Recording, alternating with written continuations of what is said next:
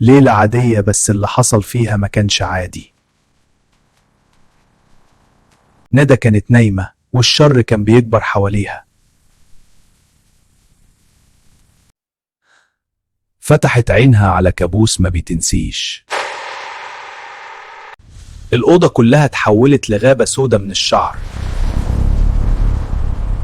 شعرها طول لدرجة مرعبة في ليلة واحدة.